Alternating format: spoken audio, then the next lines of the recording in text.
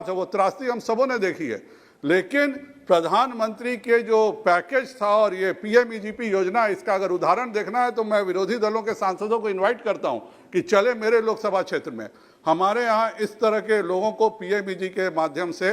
हमने चनपटिया में 200 से ज़्यादा स्टार्टअप किए हैं, और उन लोगों ने आज जो मजदूर पैदल चल के मेरे यहाँ आए थे, वैसे 200 लोगों ने एक स्टार्टअप जोन बना के पूरा अप्रैल के फैक्ट्री लगाई है, और एक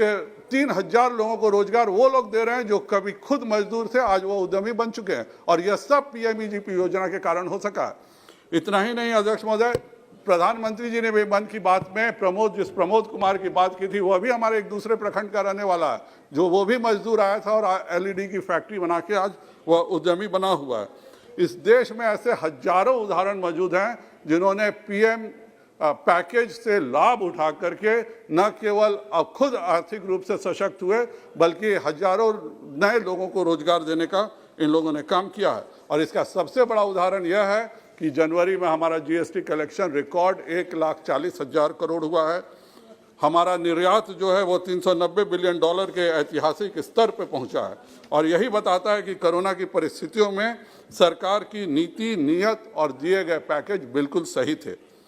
आईएमएफ का भी मानना है कि इस बार ग्रोथ 9.2% रहेगा, और 22-23 में भी आंकड़ा 8.5% रहने वाला है। इस बजट का जो दूसरा सबसे बड़ा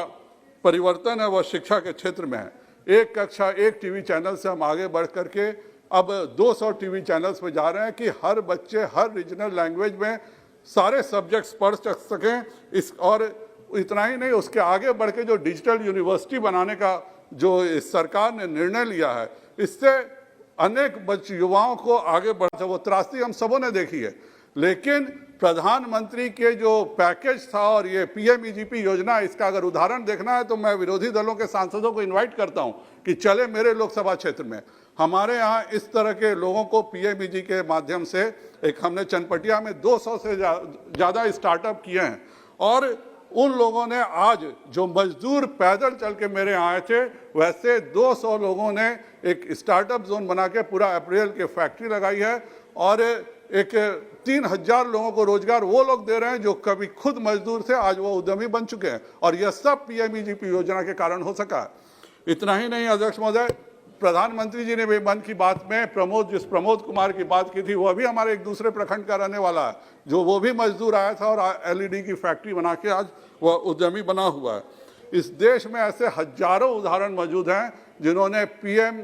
पैकेज से लाभ उठा करके न केवल अब खुद आर्थिक रूप से सशक्त हुए, बल्कि हजारों नए लोगों को रोजगार देने का इन लोगों ने काम किया है। और इसका सबसे बड़ा उदाहरण यह है कि जनवरी में हमारा जीएसटी कलेक्शन रिकॉर्ड 1,40,000 करोड़ हुआ है।